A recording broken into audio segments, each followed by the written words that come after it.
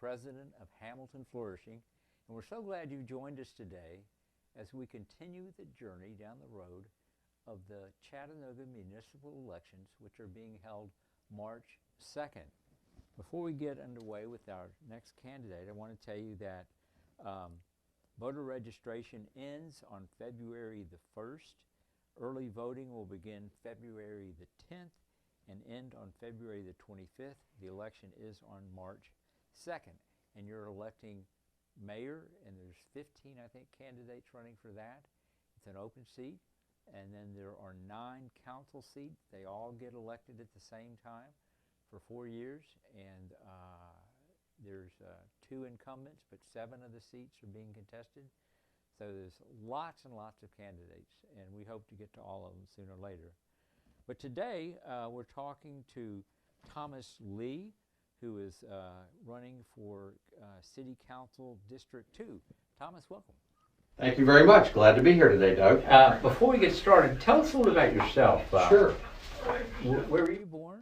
I was born in Memphis, Tennessee. Grew up there and moved to Chattanooga in 1992. I went to the University of Virginia for college. Yeah.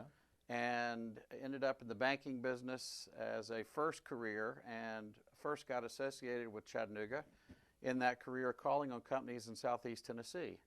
So Chattanooga was a part of my territory, and back then in 1987 to 1990, Chattanooga was really just in the very, very early stages of the renaissance that we have experienced in the last 30 years.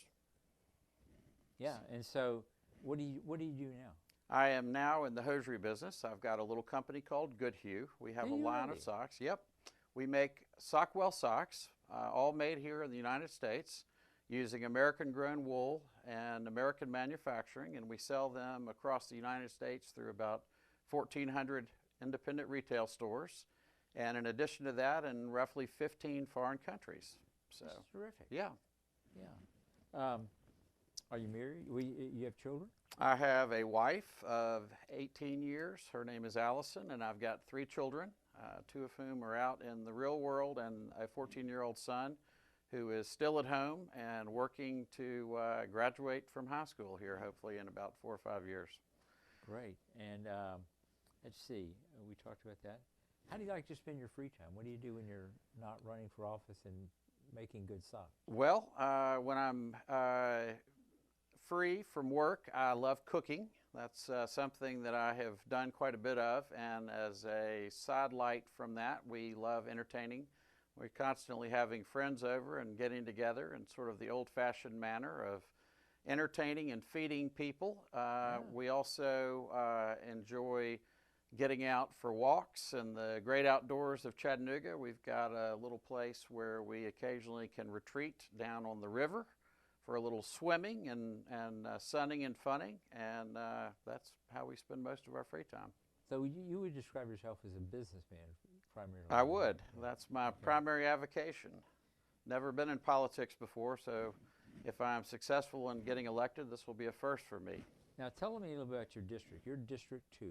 That's right. What precincts, if you know, are they, or what is the general area that it covers? Yeah, so District 2 basically starts at the Tennessee River down near the Coolidge Park and runs north with Market Street, North Market Street on the west, running into Red Bank and following all the way up to Hickson. And then on the east, we've got the river running up to Hickson Pike. So we incorporate the neighborhoods of North Chattanooga, Riverview, Stewart Heights, Lupton City, Manchester Heights, and then the Northgate 1 and 2 precincts, which basically are the areas below Northgate Mall that include Cloverdale and a variety of other communities in that area. That's really remarkable. Of all the people I've interviewed, you're the first person who actually knew all the precincts in their district. Now, why do you believe you would make a good city council? Well, I guess one of the things that I would say about the reason I'm running for Chattanooga City Council is that I feel like that Chattanooga government ought to operate like a business from the standpoint of recognizing that the citizens of the city of Chattanooga are its customers. We're not nuisances that they have to tolerate. We are, in fact, the reason that the Chattanooga city government exists. And their job is to provide the necessary services that the citizens need. And I think that city government ought to be outward-facing and relatively easy to interface with, and be soliciting the opinions and the needs of the citizens and working with them to make the city a better place. And I feel like that the current configuration of city government has a lot more concern for dealing with what they're interested in and making it difficult for individuals and businesses to do what they want to do and do what they need to do. And I think we need to have a paradigm shift to make it easier for the citizens, whether it's individuals or businesses, to interact with the city and get accomplished what they're needing in the way of assistance from the city. Thomas,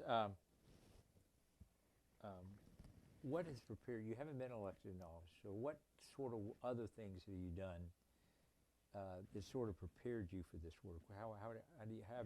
What do you think has prepared you? Well, in addition to having run a wide variety of businesses over the course of my professional career, and having learned a whole lot about what makes a successful business and what makes an unsuccessful business, I've also been heavily involved in the community.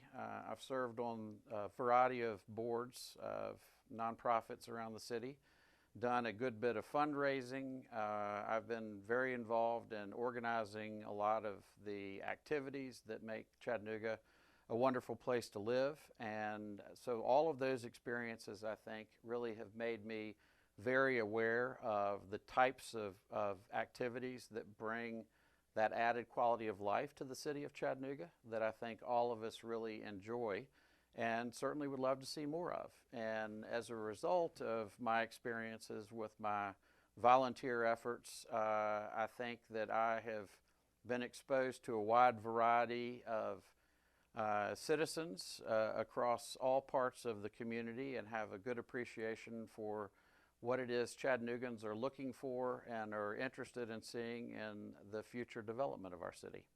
I think you and I were visiting a little before, and you are on the Riverbend board. And That's right. I can't think of any group that has to have their finger on the pulse of what people want more than Riverbend. Well, certainly over its 38 or 39-year history, the festival has been a host to hundreds of thousands of citizens from every single segment of Chattanooga.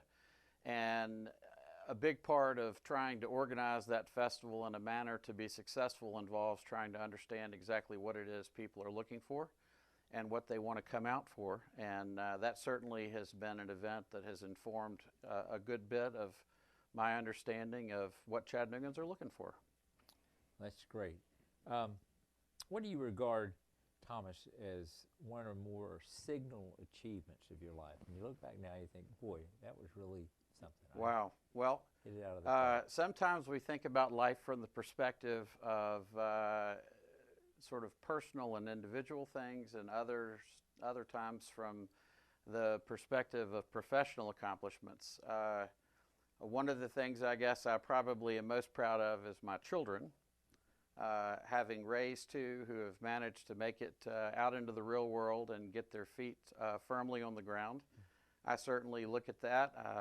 Obviously there are tons and tons of us with children who are successfully out in the real world, but I feel like that that's sort of a measure of a person is trying to raise their kids in a manner where you really put them on a path to personal success. From a business point of view, I started Goodhue 13 years ago in 2000, really essentially late 2007, early 2008. Our timing on that was about as bad as you can imagine for starting a business, because the 2008 financial downturn was really swinging into gear just as we were launching. The October the 15th stock market crash happened to coincide perfectly with the first day we shipped socks. And we managed to weather the storm and have built a business that is employing nothing but Americans and producing our product, and have actually created a business and a product line that is beloved by many customers and providing a lot of satisfaction and joy for our users, and have managed also to succeed in spreading that business beyond the United States to a number of other countries. So I would say professionally, that certainly is an achievement that has brought great joy for me. Wonderful. Now I'm going to ask you two questions that are kind of a mirror image of one another. First, tell me what you think of Chattanooga in this sense. What's the truth about the city? Generally, is it a good place, or is it a bad place, or some mix? And if you have examples of what you're talking about, but what's the true story about Chattanooga? I suspect you've read some of the history, and you have a sense of where the city's coming from and where it's going. All cities, I think, have many chapters to their lives, and Chattanooga, having grown up in the mid-1800s, has certainly had more than a few. Clearly, back in the 50s, 60s, and 70s, it was very heavily manufacturing oriented, and a lot of that really sort of provided the dynamic history of a neat city. But as the 70s and 80s rolled around with the hollowing out of American manufacturing, I think Chattanooga fell on some hard times. And I certainly saw that when I was first calling on businesses down here in the late 80s. Some were doing well, others were struggling to sort of find a way forward. The renaissance that began in the late 80s is very much a real thing. The quality of life here, I've lived in Chattanooga full-time since 1992, has been markedly improved and steadily has been moving forward, and it's a great place to live. We have tremendous numbers of people moving here from other parts of the country. My wife happens to be a realtor, so she is constantly meeting new folks who are arriving in Chattanooga who, with the benefit of having seen lots of other places, rate this a neat place to live. At the same time, the renaissance that we've experienced has certainly not touched every part of the city. There are segments of the city who have not been the beneficiaries of many of the good things that have taken place. And I think the next chapter for the city of Chattanooga certainly has to have as a major focus trying to figure out how to bring the incredible improvements in quality of life to a greater segment of the population. We continue to add new neighborhoods to the portions of the city that are beginning to experience some of the benefits, but depending on where you live, you might feel like it's a little slow in coming, or in some cases is not coming at all to certain areas. And it's certainly a challenge. That's not an easy problem to solve for a city.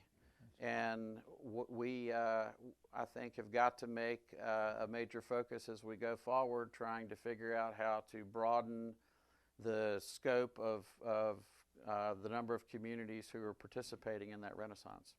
So the second part of this question, I think you answered it in part, but let me ask it anyway. Tell me what you think is the right direction for Chattanooga to be proceeding in. Where should we be going during the next 4 years? Yeah. Where should we be going? Well, so my perspective ultimately is that a community is built on the citizens. And one of the greatest shortcomings that we've got in the city of Chattanooga, as I see it right now, is our educational system needs some dramatic improvement. Now, the city of Chattanooga City Council does not directly control or fund the educational system. But if I'm talking as a citizen of Chattanooga, I think there's no question we've got to start there. We need to make sure our children are graduating from high school with the skills to take on the tasks and jobs of a 21st century world.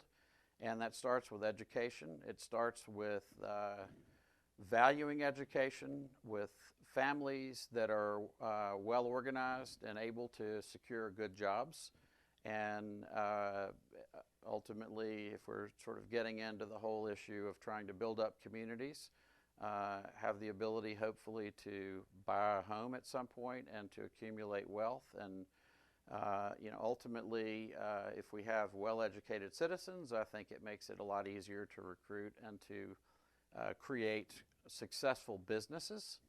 And those businesses ultimately are the economic foundation of the city.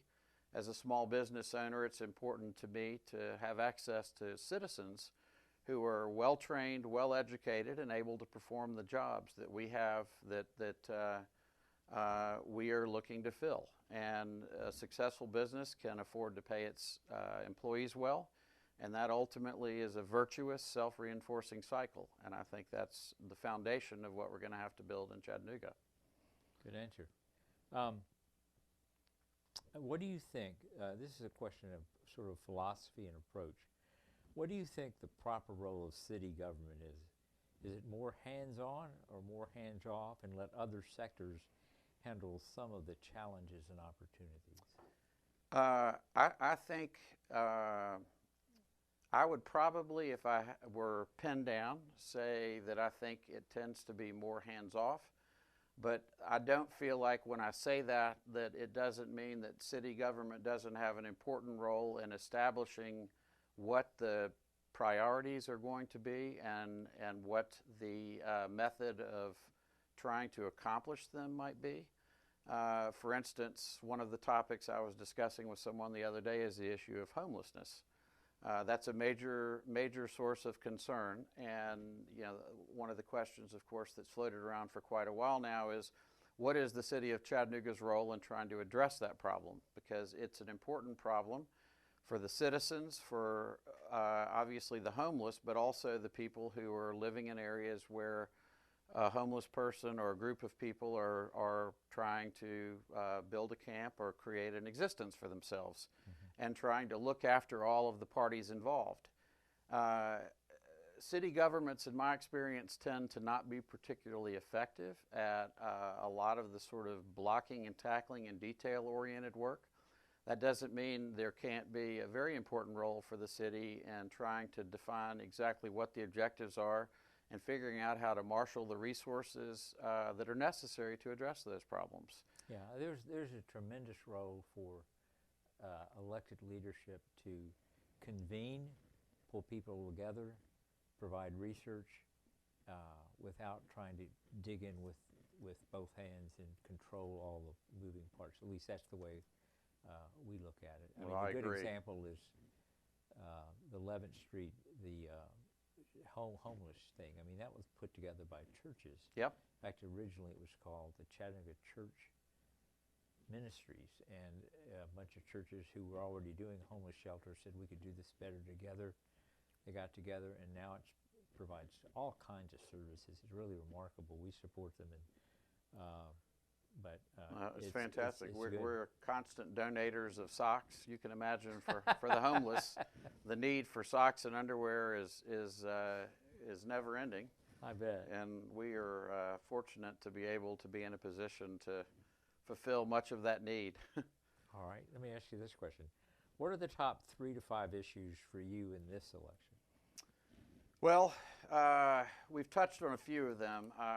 Maybe I'll just sort of start all over again. I think infrastructure in the city of Chattanooga definitely is in my list of the top several issues. I think we've done an extremely poor job in the city of Chattanooga with regards to maintenance of our infrastructure. And when I talk about that, I'm talking about roads, I'm talking about our sewer system, I'm talking about our bridges.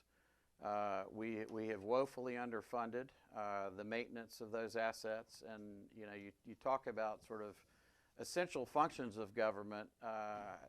The maintenance of infrastructure, which largely could never be built without a community involvement and a government role, that infrastructure is high on that list. So number one off the list would certainly be infrastructure. I think number 2 is got to be public safety. I think we need well-funded police and fire departments that have access to the necessary technology that's available today to safeguard our communities. There's sort of corollary aspects to that which we could spend endless amounts of time on, and I'm happy to get into those if we want to discuss that. But I think public safety would certainly be up there. I think third would have to be economic development, and this gets back to the transparency and responsiveness of city government. We need a city government that views business and business creators as their friends rather than as someone they need to be exercising control over. We need to figure out how to make it easier for businesses to get started, to do the sorts of things they need to do. I'm not particularly fond in general of government providing the resources for that, but they need to provide the structure and the safeguards and essentially get out of the way after that. I think quality jobs are a foundation of any vibrant community, and if you don't make it easy for businesses to do what they need to do in terms of getting started or continuing to grow, then you're punishing the community. I go back to education again. While that's Is this certainly number 4? I would say this is number 4. Okay. While certainly that's not directly a city government function, there are a variety of places where city government does, in fact, have some input into at least the early parts of educational activity and other things of that sort. And I guess probably number 5 would be trying to figure out how to stimulate investment in affordable housing. I think most people would definitely agree that we have issues with affordable housing in the city. I don't think the city should necessarily be building it, but I do think that, again, we get back to the topic of how can you create the dialogue and help develop an infrastructure and an ecosystem where there is the ability to engage developers in trying to bring more of that product to the city. Okay. Now, that being the case, those are your top issues. But what do you have anything out of that, or addition that? What would be your priority if elected? I mean, what would you think you would work on day one when you got there? Well, it'd be nice to think that you could actually start and only have to work on one at a time. But I think realistically, you have to undertake multiple things simultaneously. Certainly, I know in my business that's the way it works. You look at something like infrastructure, you realize how important that is and how delinquent we've been in properly funding it. And I think it's very easy to say, okay, when you sit down and you've got your budgeting process, you're trying to figure out exactly where you're going to spend your money, you start making your priorities about what absolutely must be funded if nothing else is funded. And I would say the items at the top of that list that I listed would be the places where I would certainly put my priority in allocating dollars. And I think we need to spend a good bit more on infrastructure. We need to make sure that with regards to public safety and police and fire, that we are making sure that the resources we need to be able to recruit and maintain and properly equip those folks are made available. And then I would say probably I go back to the business development and recruiting side of things because of the importance of jobs. All right. Now, with all that said, do you support some kind of increase in taxes? If so, what? I will start out by saying that I am not 110% familiar with regards to all the ins and outs of city budgeting. And so without a thorough understanding of that, I would certainly not attempt to say that we do or don't need a tax increase. What I would say is, in general terms, I am fiscally conservative, and I believe that we need to make sure before we even remotely start talking about a tax increase that we are the best steward of the monies that already are in the tax bucket, and also we're experiencing relatively significant growth in home values in recent years, which ultimately adds to the tax base through rising property taxes, which is a significant source of revenue for the city. So on the surface of it, at a quick glance, I would say that it's hard for me to imagine we need a tax increase, but at the same time, I'm certainly not unequivocally going to say that I would never vote for a tax increase. It would have to be a pretty darn compelling case, though, before I would ever say yes. All right. What can the city do? You've touched on this a good deal, but let me ask you anyway. What can the city do to continue to see our economy grow and grow more jobs? Yeah. Well, a couple of things I mentioned previously. I mean, to me, one of them absolutely has to be improving the educational system. I think we need to continue to invest in programs for training people for vocational type activities. Not everybody needs to be going to college, and some of these are sort of national issues, so I'm not even going to get into college funding. I have all sorts of thoughts about that, but that's absolutely nothing with local control. But we need to make sure that we have programs to try to equip children coming out of high school as best we can for jobs in the 21st century. We need to do a better job of making Chattanooga a business-friendly environment. I think the number of stories I've heard over the 4 weeks I've been in this race with regards to the way that city government interacts with businesses of all sorts, in terms of just making it difficult to deal with them, difficult to get things started, difficult to understand the restrictions. In a lot of cases, it sounds like that a lot of the decisions are quite arbitrary, and that obviously is frustrating. So a cleaner and more uncomplicated ecosystem has certainly got to be friendly for business, and good jobs are a function of successful businesses. Okay. A little bit, we'll shift gears a little bit. What's the proper role of government in the life of families? What is your philosophy on this issue? Well, that's a tough one. I mean, in general terms, I think the role of government in families should be relatively limited. Certainly, there are circumstances where you have families who are struggling for economic reasons and other reasons, who potentially need a hand up.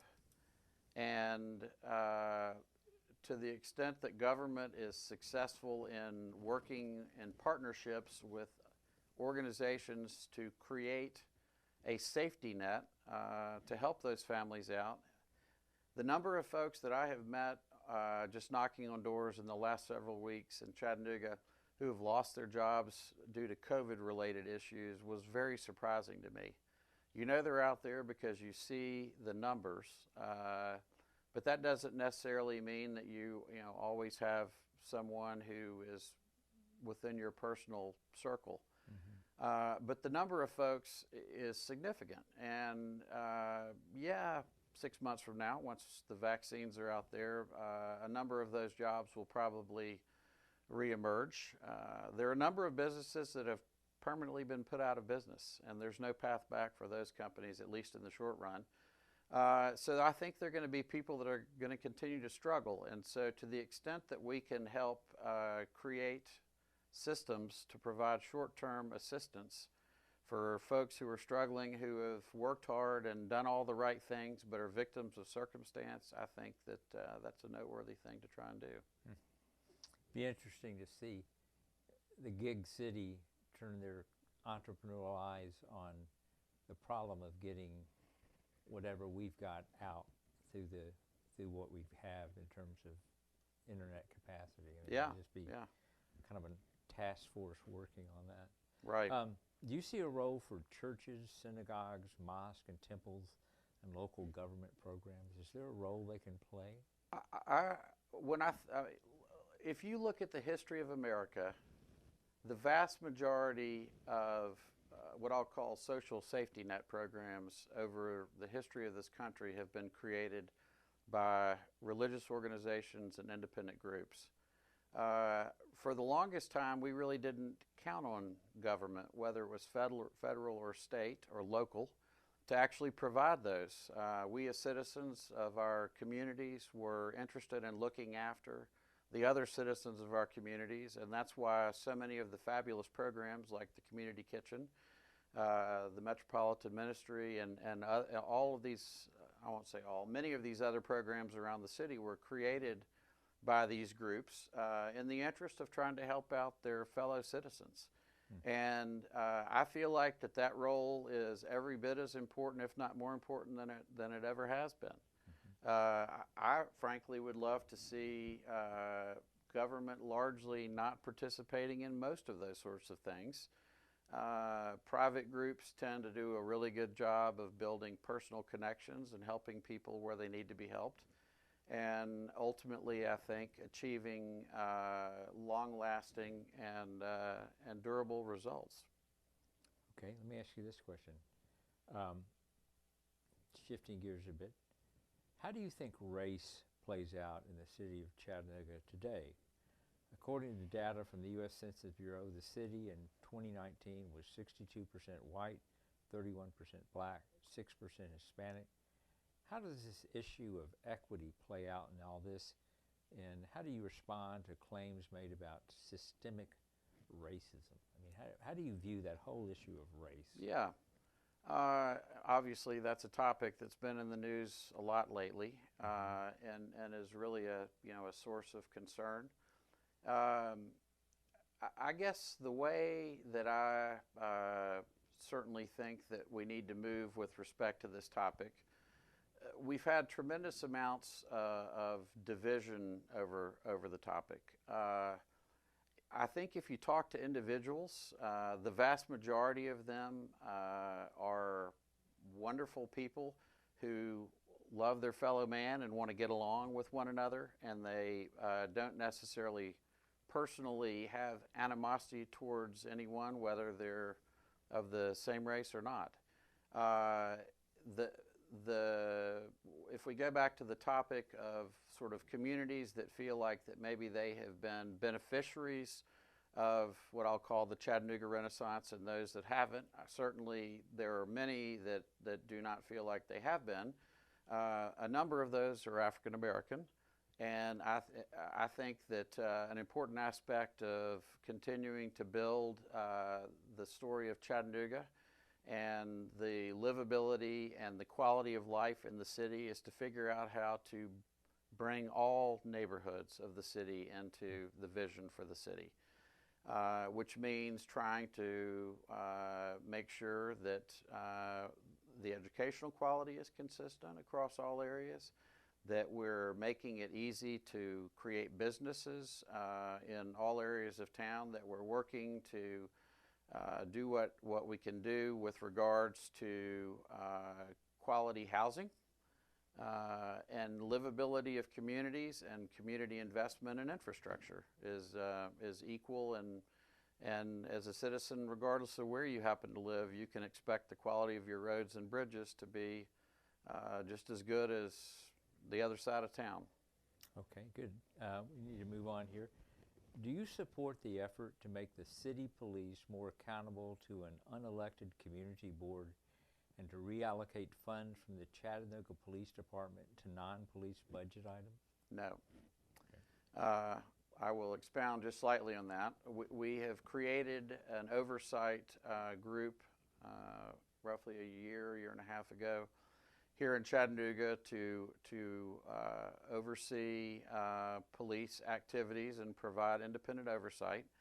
I am a firm believer that there absolutely should be independent oversight for the police because an important part of having a well-functioning police department is trust within the community and a sense that all citizens are going to be treated equally. And I believe that's incredibly important. I'm not going to begin to tell you that I think that the structure as it currently exists is perfect, but I think we have the basis for of a system to provide the necessary oversight, and I think we need to work within the framework of what currently exists and refine it to make sure that it is meeting the needs of the community and ensuring that the proper oversight is there and that all citizens ultimately are getting a fair shake from the police department in terms of how they're viewed and how they're interacted with. Okay, good answer. Shift gears just a little bit again. We have a supermajority of Republicans in the state legislature. Many states have been passing pro-life legislation, and there have been places in the country where cities have chosen to not follow the law. It happened in Knoxville. They chose we're going to be different. Atlanta chose we're not going to follow the law. So the city government could play a place depending on the direction of who's mayor and things like that. So let me just ask you straight up: do you tend to be pro-life, or you tend to be pro-choice, or how do you answer that question? Wow, I tend to be probably, frankly, a little more on the pro-choice side. It's a complicated issue with many, many aspects to it, and so it's when you delve into it, there's certainly plenty of circumstances where I would absolutely come out on the side of pro-life. In terms of if we were drawing up individual scenarios. At the same time, I struggle to agree with cities who just brazenly decide that they, for whatever reason, are not subject to laws of the larger entities of which they're a part. I don't find that the sanctuary cities who choose to ignore federal immigration stuff, that to me that doesn't make sense. If you don't like the law, then I think ultimately it's incumbent on you to work to change the law. But if everyone chose to only adhere to the laws they personally agreed with, then essentially we have nothing but anarchy. And where do you draw the line between allowing one group to make choices about which laws they will and won't obey, and another group who may choose a different set of laws on which to obey? Good answer. Do you believe the current city administration, county and state administration have handled the response to COVID-19 well, or could it have been improved upon? I think it probably could have been improved upon. It's the whole topic has become fraught with a lot of political aspects to it. A disease and a pandemic like COVID really, to me, shouldn't be a political issue at all. I think if we had had a little more of a consistent policy coming down from the federal level with regards to best practices and best behavior and what we as citizens really needed to do to participate in trying to protect our fellow citizens, it probably would have made the COVID situation, at least from a response point of view, a little more coherent. Here locally, obviously, we had ongoing arguments about, do we have a mask mandate, do we not have a mask mandate? The county ostensibly was responsible based on direction from the governor to establish that, but we've had a local mayor who early on did not agree with the county mayor's assessment and attempted to create his own mandate. And again, we get back to this sort of question of you choose to obey or invent rules because you want them, and that's not really sort of the framework you're supposed to be working within. So it doesn't matter whether you think a mask mandate was a good idea or a bad idea. A local government ought to be working within the framework of the larger system of which it's a part. Got two questions for you about guns. Okay. One is just what's your general position about the Second Amendment, but also I want to ask you, how do we deal with the problem of shootings in Chattanooga? Every weekend some people get shot. Usually they're drive-by shootings, right, random shootings. About a month ago, 3 minor children were shot as targeted Yeah. and shot, and not far from here. So both questions, Yep. Second Amendment and shooting. Well, so I am a firm believer in the right of an individual to own a firearm, and I do not believe that the federal government ought to be attempting to take everyone's guns away from them. Along with the ownership of guns comes, of course, responsibility, personal responsibility for making sure you're using them in a safe manner. With regard to the topic of folks getting shot, I go back to my list of priorities for the city of Chattanooga if I'm elected to the city council, and one of those is, of course, public safety. I had an interesting conversation with a policeman over in the Brainerd area. I just was over in the area and happened to be in a situation where I had a chance to engage that individual in a conversation with regards to policing within his neighborhood. And his neighborhood is one of the ones that has experienced probably more violence than many other neighborhoods in the city. And I asked him the question, and this was during the course of all of the conversation about defunding the police, if he felt like that if you were to go talk to the individual citizens of that community, would they be supportive of reducing the police presence in their neighborhood, or whether they would be supportive of increasing the police presence in the neighborhood. And he said unequivocally, the vast majority of the citizens in that particular area of town would desire a greater police presence, because I think they realize and understand that along with an enhanced police presence also comes a greater level of safety and security. Now, we also were talking about the difficulties in that part of town, and really Chattanooga in general, of recruiting minority policemen onto the force. And he was explaining to me how difficult it was because of the ongoing sort of fraught nature of the relationships between the Chattanooga Police Department and some of those communities in terms of trust.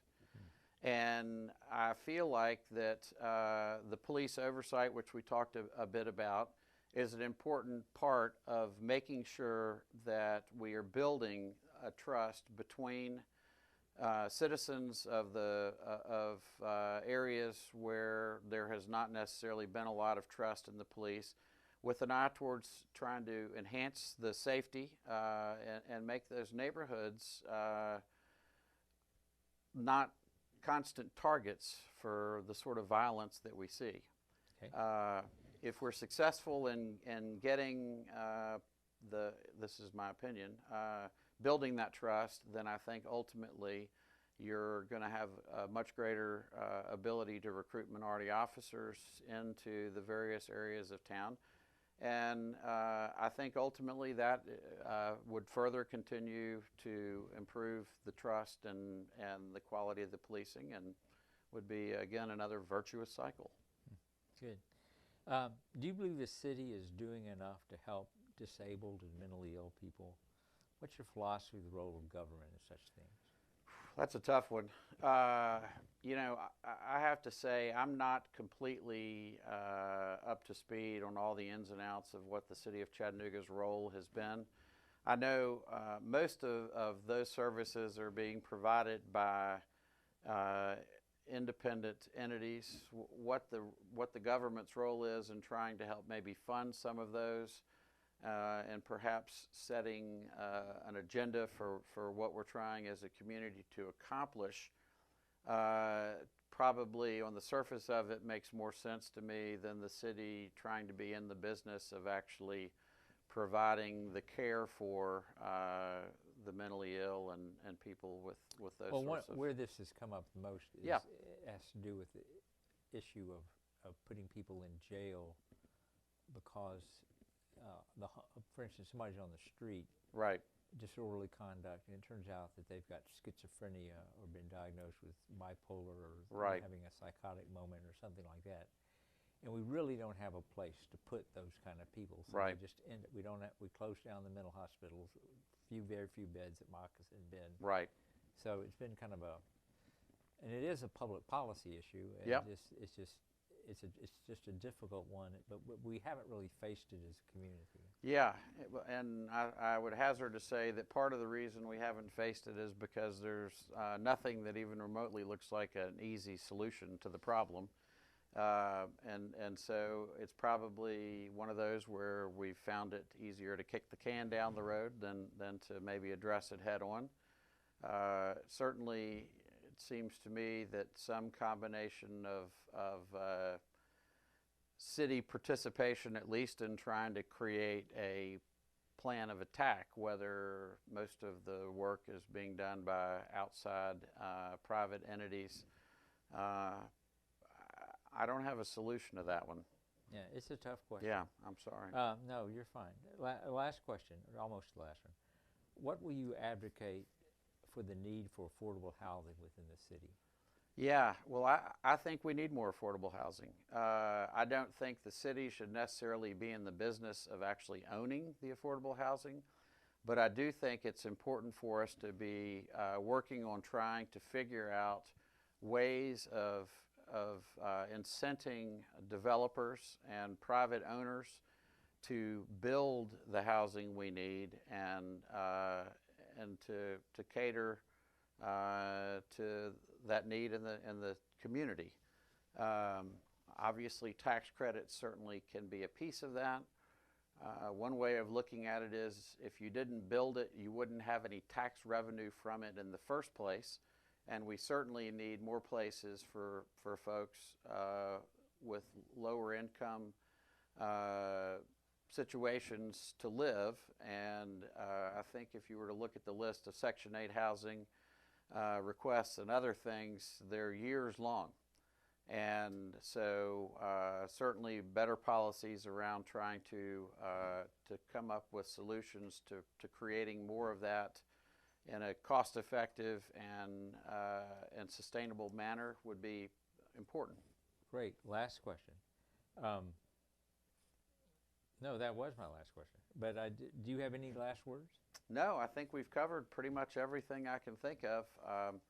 I'm just excited to be running for District 2. I'm a longtime resident of the community. I've lived in North Chattanooga for 23 years.